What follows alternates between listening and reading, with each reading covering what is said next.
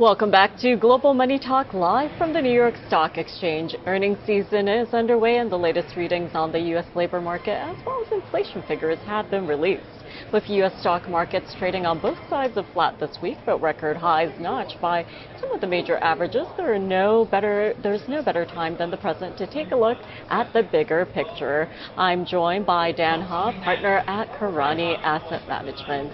Dan, happy Friday. Thank you so much for joining me. Thank you. Happy Friday. Happy to be here. Well, it has been quite a week in terms of economic data as well as other events. So tell me your perspective, given that the S&P 500 has made a new high this week. What are your thoughts? Sure. Well, we're cautious. Now that said, cautious doesn't mean that we think things are dangerous, per se. Our valuation work, we do valuation work from the bottom up. We're stock pickers. Our valuation work suggests that things aren't cheap, clearly, but it also doesn't suggest that things are overly expensive. So things are about sort of fairly priced, but from a risk-reward standpoint, those aren't the most attractive facts when things are just kind of priced about right. But again, it's important to stress that it also doesn't mean that things are really dangerous and you should run for the hills. What that means for us, for instance, is that we have a flatter portfolio now. And what we mean by that is we're not making outsized bets within the portfolio, among the individual positions that we own. We're not making huge outsized bet. Now, we never own everything at complete equal weights. We will have our favorites in the portfolio where we will own more of one stock than another. But the difference, if you will, the concentration in the individual positions is not as big as what we had, say, last year. Early last year, we were seeing much stronger valuation opportunities, much more attractive risk rewards.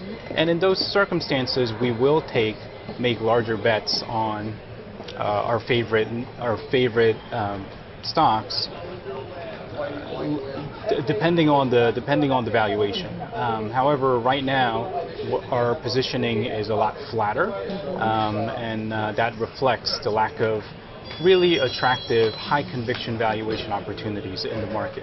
Now, having said that, because we're cautious, does that mean we are not fully invested? That's actually quite the opposite.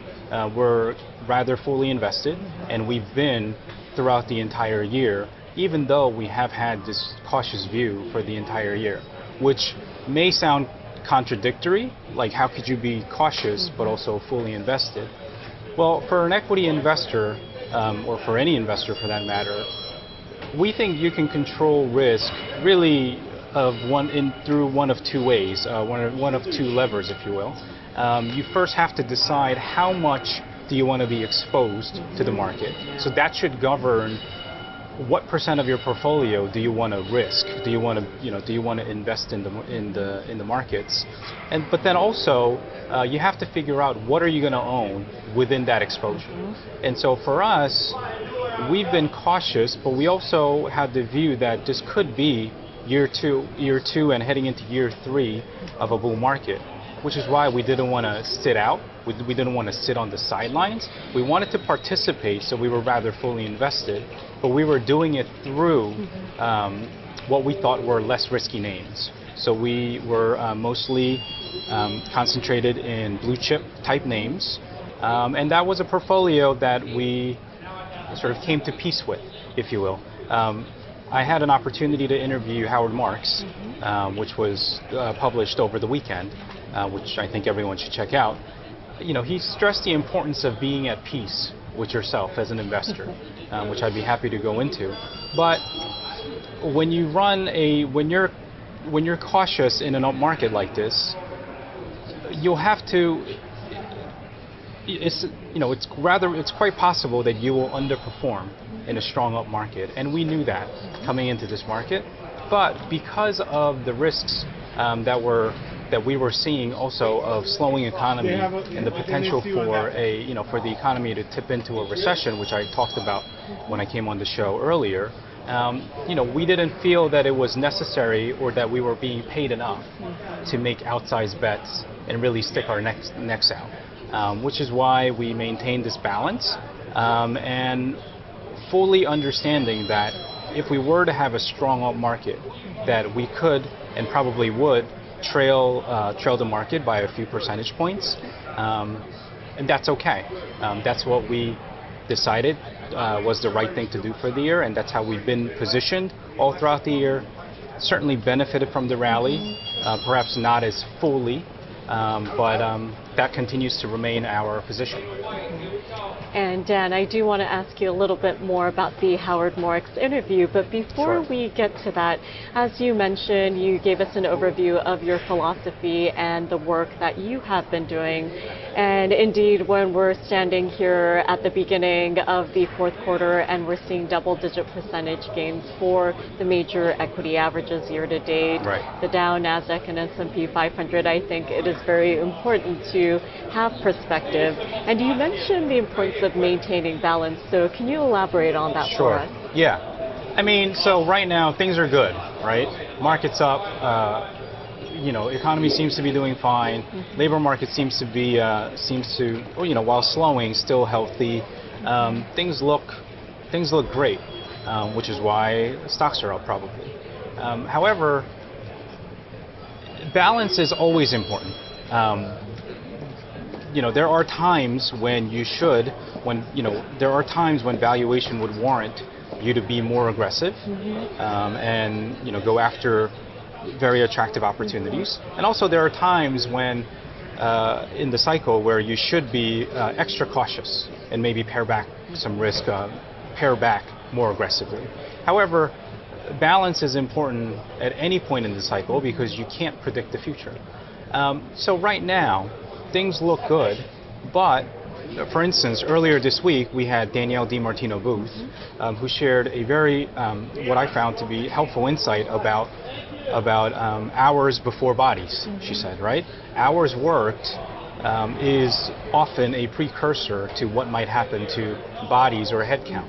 And hours worked are rather sort of weaker, which means that people are working less hours, and if this continues on, then it could lead to headcount reduction, which will have then ripple effects to the rest of the economy. Depending on who you ask, you're going to get a different answer as to where the economy is and where it's headed. People have different opinions about whether the Fed was too soon to cut, or too late to cut, or was just the perfect time to cut. It's impossible to know. And the economy is like a huge oil tanker. It doesn't respond right away to the moves of the Fed. As we have seen, the economy takes time to respond to interest rate increases. It also takes time to respond to interest rate cuts, right? So, the trend is important. Economic trends usually don't just turn around overnight just because the Fed did something this week. And therefore, I still think there's plenty of risk with the economy slowing, the labor market slowing, that there's still plenty of risk that the economy the big oil tanker would continue to drift downward, if you will, before it turns around and starts to grow again. And in that kind of a scenario, you probably want to be defensive. And so, sticking your neck out, there's a time and a place for that, I think, as an investor. And you have to understand what the downside risks are while also appreciating the upside risk. The analogy that I recently used with a friend of mine is, think about driving a car on the highway. You want to cruise at a pretty high speed, but you probably don't want to be the fastest car on the road. There's a time and a place for that. There might be situations where you'd be okay taking on that risk, but if you're on the highway and if you're the fastest car on the road, there's no one else in front of you, and you just got pedal to the metal and going really fast. You will probably get stopped at some point. You might get lucky and not, but in certain parts of the cycle, you probably don't want to be the fastest car. There will be times where you should be okay that you're not the fastest car on the road, that but you're still cruising at pretty fast speed to participate. But be cautious and be careful. So I think maintaining that balance is hugely important for an investor. And I think those are very befitting analogies you have both with the oil tanker as well as driving on the highway. And I do want to move on and ask you about the Howard Marks interview. Sure. So for our viewers, I'm guessing most know Howard Marks, and many of you may have already seen this interview, but give us an idea of the topics you covered, what surprised you, and any key takeaways for you from this interview. Right. So that interview was such a treat. I've read his books, his memos, watched his interviews, basically growing up professionally. So that was very special. And Howard Marks is somebody who will also probably tell you that balance is really important, and it's important to think about the future in terms of odds rather than trying to be right. Having said that, the one question that I really wanted to ask him was about the difficulty of holding on to long-term winners in stock investing. That's something that I've wrestled with, throughout my career as an equity investor, and it's something that I continue to wrestle with, because in equities, compounding is so powerful that when you find a company that is compounding capital really well, you probably don't want to get in the way of compounding, basically, building your wealth. At the same time, it's a risky thing to, as the winner continues to become a larger and larger portion of your portfolio, to not do anything about that is risky. So the prudent thing for investors to do is to rebalance their portfolio so that not one position becomes so large in your portfolio that if that position crashes, that it damages your portfolio too much. At the same time, you want to strike the right balance and actually hold on to these long-term winners if you have found one. And again, like I said, not get in the way of compounding doing its work. He and I probably agree that and this, by the way, everyone needs to find what puts them at peace, and it also depends on the strategy you're pursuing. Howard Marks, through Oaktree Capital Management, is mostly a credit investor. It's a bond investor. And in bond investing, your upside is generally capped. If you buy something at a discount, if you buy a bond at a discount, and you hold to maturity, you'll get all your money, you'll get your principal and all the interest, but your upside is contractually limited. So it makes sense for him to focus more on what could go wrong because his upside is capped. Also, if you are a venture investor, for instance, you're making hundreds of bets on small amounts of hundreds of bets, and some of them are going to go up 100 times, 500 times, or even 1,000 times for you. And in that case, you do want to, because you're counting on those rare winners to really make the overall return for the portfolio, you probably don't want to be trimming your position, because if you do, then the very strategy that you're pursuing is probably not going to work. Public market investing, while it's possible to find companies that may go up 100, 500, 1,000 times, it's very rare that you find those types of companies. Therefore, I think at Karani Asset Management, we manage public market portfolios with the mindset of trying to play singles and doubles, because we believe that if you're really good at playing singles and doubles, every now and then you're going to hit a home run or two or three while you play for singles and doubles, using a baseball analogy. If you run your strategy and your strategy, the strategy that you run depends on hitting many home runs, statistically that's just very impossible, very difficult to do. And also in public markets, there's a lot of volatility. So when your winner compounder becomes, you buy 10 stocks in a portfolio, let's say at 10% each, and your winner just went up 5 times, and all else were kind of flat. It just became 50% of your portfolio.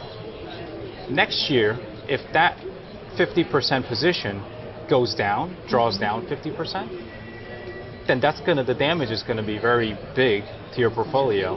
And there's a question of, can you actually withstand that as an investor? So, we try to aim for singles and doubles, and certainly hope that while we do that, we'll hit a couple of, a home run or 2 or 3 to really drive the overall return of the portfolio. So that was a very helpful insight.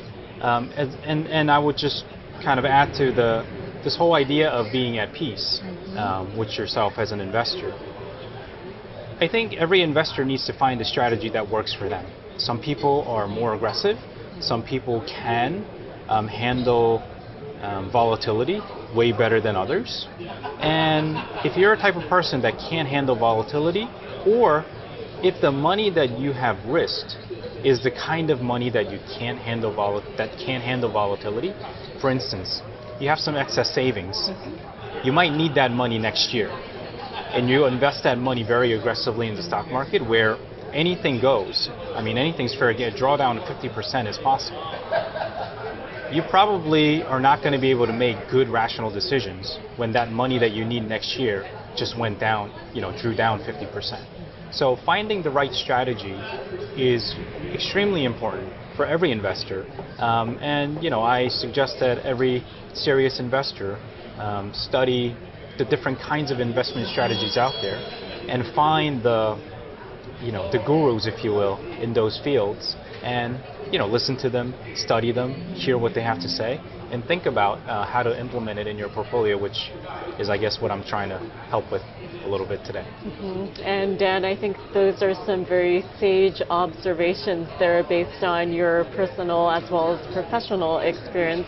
But before we move away from Howard Marks, apparently he said that rules are meant to be broken, right. But it does sound like you were suggesting that some rules are necessary here. So can you explain this for us? Sure. Yeah. No, that was a fun conversation. I asked Howard Marks about rules because in one of the more recent letters that he wrote, or memos that he wrote, he talked about how there are really no rules in the investment world that could be depended on all the time to produce good results.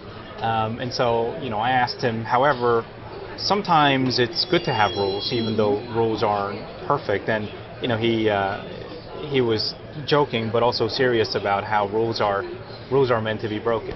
But what I was trying to get at was, I do think rules are necessary for most investors. If you're Howard Marks, if you've been around for as long, if you've seen as much as he has, if you have experienced as many cycles as he has, then perhaps you can operate without having strict rules, because you could really rely on your judgment being highly accurate. For me, I need rules. Because for me, the alternative is trusting myself, which, I'm not so sure if I would fully trust myself always. A lot of the very accomplished psychologists will agree that human brains are prone to biases and irrationality, no matter how hard we try. And that's why we actually at Karani, we read psychology books as a team together regularly to remind ourselves of that. And we've come up with rules that are really meant to keep us out of trouble. And rules, while they're not perfect, when you have strict rules, sometimes that'll get in the way of you finding the next, great winner. So you'll miss things because you are adhering to the rules. rules yield false positives. Those are part of having a rule. However, for the most part, and more often than not, rules keep us disciplined, help us stay rational, and really help us stay out of trouble. So I think rules are important. Investors could look back into their own experiences to think about, okay, if I were faced with that situation again, what would I do differently? Had I known what I know now, what would I have done differently? That's a very healthy and helpful exercise to try to think about, okay, these are some of the rules that I'm going to stick to, and hopefully it'll make one a better investor. Now, you also have to be flexible enough to modify those rules, not break the rules necessarily because you're adhering to your own rules and you're seeing your neighbor get rich and you can't stand it anymore, so you're like, well, I'm going to modify my rule now. That's probably the wrong reason to modify them. But as you accumulate experience as an investor and see more things and experience more things, you should absolutely be modifying your rules so that the rules are better. But I think for us, mere mortals, I think rules are probably more helpful than not. And hopefully I can get to someday to a place where I won't need rules because I have so much experience around so much experience and wisdom around my belt. But that's a long way.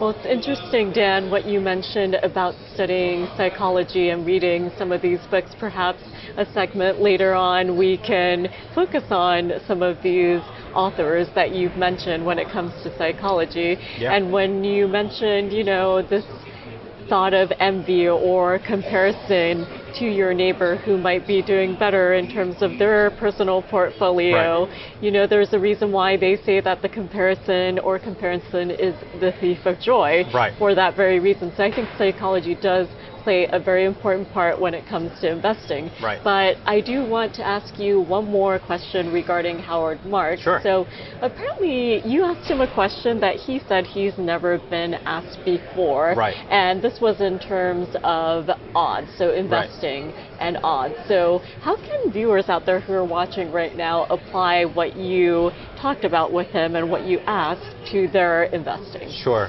No, happy to recap that part of the conversation so that I could get people interested in watching the whole thing. All the viewers should definitely go and hear it from him.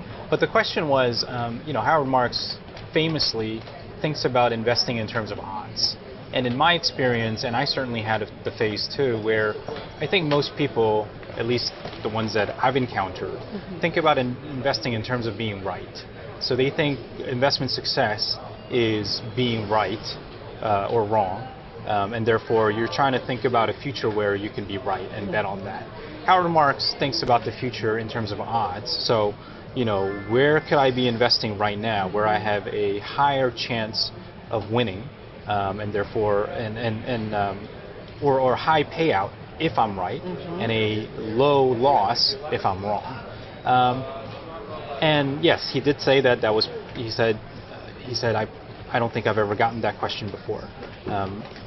But I think the important takeaway from his answer to that question is the fact that he attributed the way he thought about that to maturity, of him maturing over time, and how he therefore started to think more and more probabilistically in terms of odds rather than being right. I mean, the future is the future.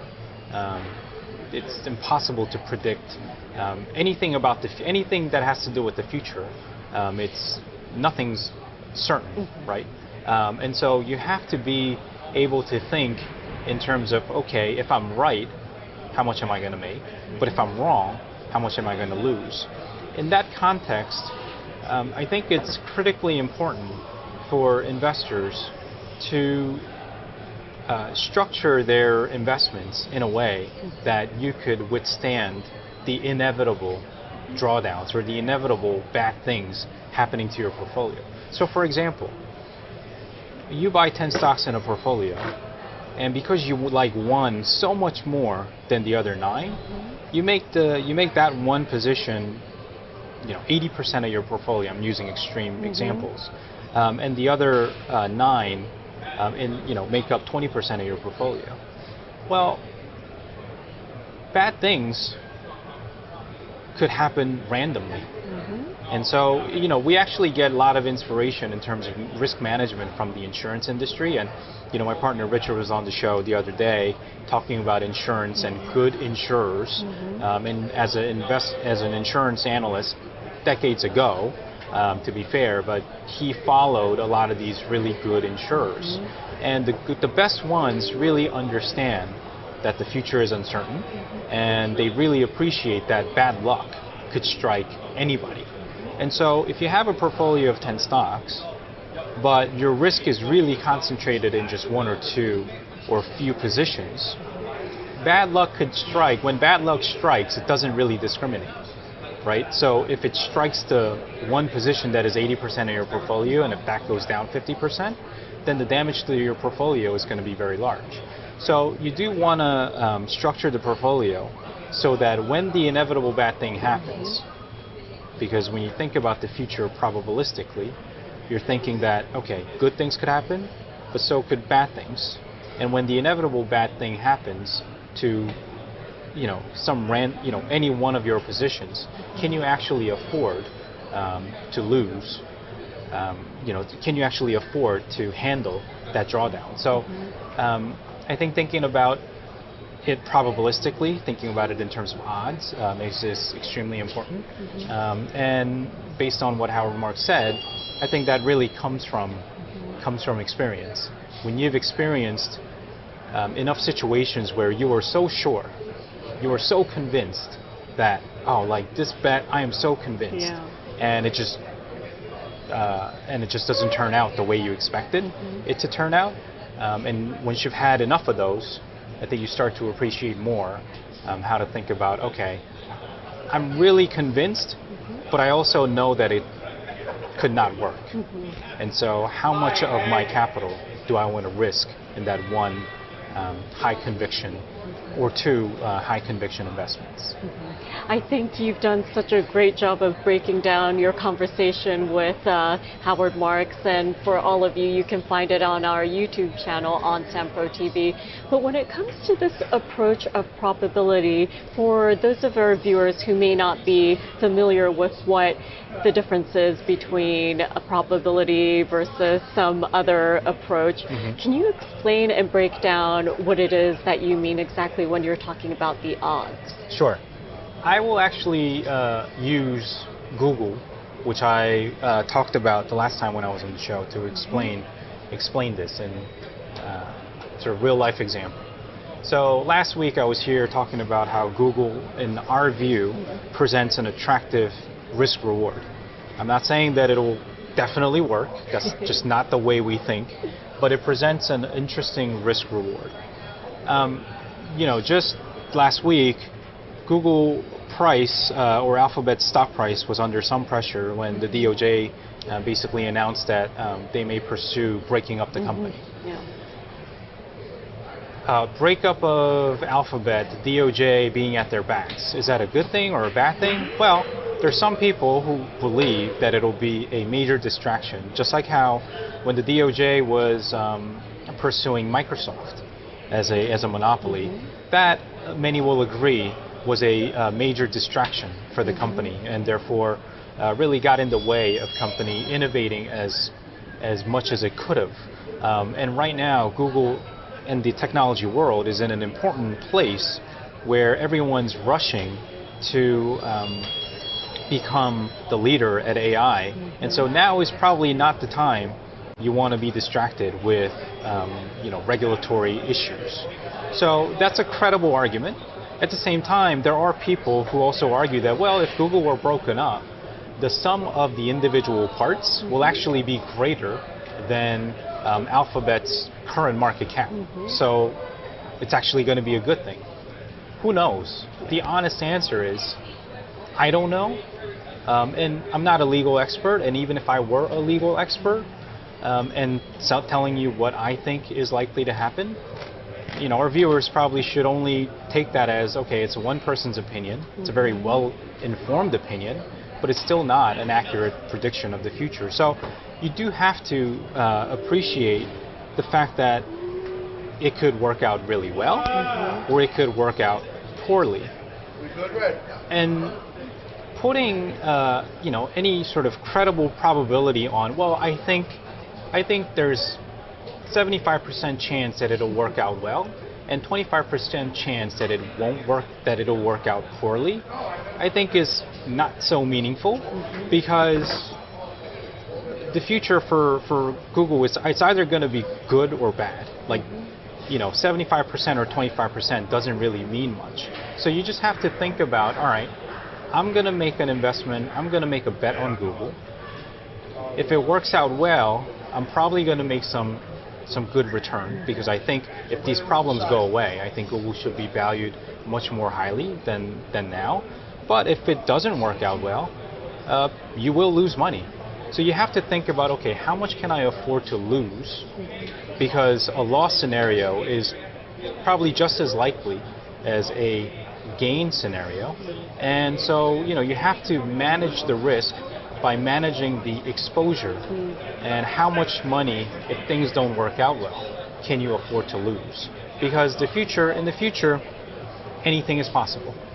Okay, Dan, well, I think that was a very helpful example, so thank you so much for joining me on this Friday and for giving us an overview of a lot of the great content that came out from Sampro TV this week. Thank you. You're very welcome. Happy to be here. And that will do it for Global Money Talk live from the New York Stock Exchange. We're so excited to bring you daily coverage here on Sampro TV. You can check out the show as well as Dan's interview with Howard Marks anytime on our YouTube channel by searching Global Money Talk. Thank you so much for joining us. We'll see you back here bright and early on Monday. Have a great weekend.